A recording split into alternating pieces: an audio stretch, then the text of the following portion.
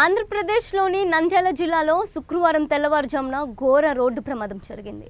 ఈ దుర్ఘటనలో నలుగురు అక్కడికక్కడే మృతి చెందగా మరో ఇద్దరి పరిస్థితి విషమంగా మారింది. ఆళ్లగడ్డ మండలం నల్లగంట్ల బూతులూరు గ్రామాల మధ్య 40వ నెంబర్ జాతీయ రహదారిపై ఈ విషాదం చోటు చేసుకుంది.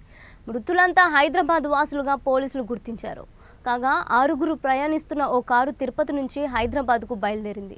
శుక్రవారం తెల్లవారుజామున సుమారు 3 గంటల సమయంలో కారు ఆళ్లగడ్డ సమీపంలోకి రాగానే డ్రైవర్ అదుపు కోల్పోయాడు.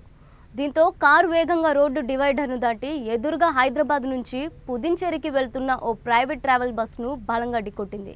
దాంతో ప్రమాద తీవ్రతను కారు ముందు భాగం నుజ్జు అయిపోయింది. ఈ ఘటనలో కారులో ప్రయాణిస్తున్న 4 అక్కడికక్కడే ప్రాణాలు కోల్పోయారు.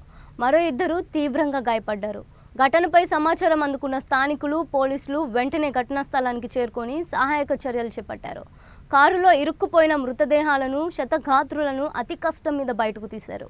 గాయపడిన వారిని చికిత్స నిమిత్తం సమీపంలోని ప్రభుత్వ ఆసుపత్రికి తరలించారు. బస్సులోని ప్రయాణికులు సురక్షితంగా ఉన్నారని, వారిని మరో వాహనంతో గమ్యస్థానాలకు పంపించామని అధికారులు తెలిపారు. ప్రమాదానికి కారు డ్రైవర్ నిద్రమత్తులో ఉండడమే ప్రధాన కారణంగా పోలీసులు ప్రాథమికంగా నిర్ధారించారు.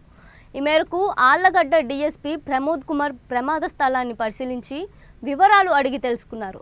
మృతదేహాలను పోస్టుమార్టం నిమిత్తం ఆళ్లగడ్డ ప్రభుత్వ ఆసుపత్రికి తరలించారు. ఈ ఘటనపై కేసు నమోదు చేసి దర్యాప్తు చేస్తున్నట్లు పోలీసులు వెల్లడించారు. కాగా ఈ జాతీయ రహదారిపై తరచూ ఇలాంటి ప్రమాదాలు జరుగుతున్నాయని, ముఖ్యంగా తెల్లవారుజామున డ్రైవర్ల నిద్రమత్తు కారణంగా అనేక దుర్ఘటనలు చోటు చేసుకుంటున్నాయని స్థానికులు ఆవేదన వ్యక్తం చేస్తున్నారు.